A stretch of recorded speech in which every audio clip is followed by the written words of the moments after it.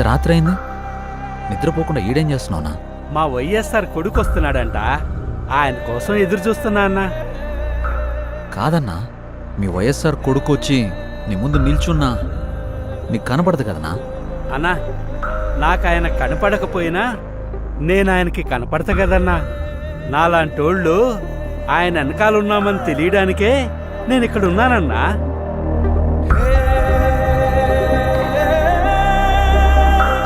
తండ్రి పోయాడనుకుంటే కొడుకొచ్చాడు.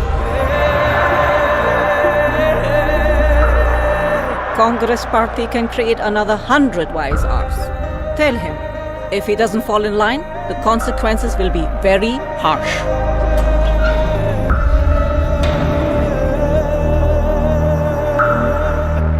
ఉన్నదంతా పోయినా పర్వాలేదు అని తెగించిన జగన్ లాంటోడితో యుద్ధం చేయడం మనకే నష్టం మేడం.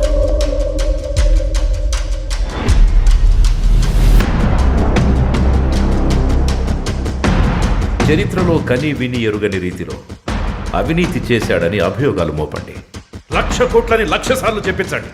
ఒక అబద్ధాన్ని నిజం చెయ్యాలంటే అది మీడియాకి మాత్రమే సాధ్యం. If we can't defeat him, we can destroy him.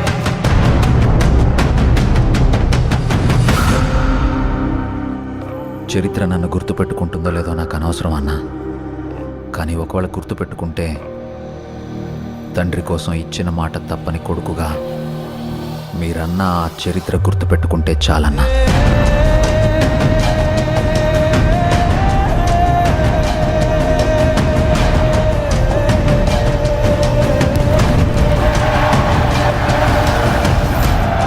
నాకు భయపడడం రాదయ్యా. నేనేంటో, నా రాజకీయం ఏంటో మీకింకా అర్థం కాకపోవచ్చు, కానీ ఒక్కటి గుర్తుపెట్టుకోండి, నేను వైఎస్ రాజశేఖర్ రెడ్డి కొడుకుని.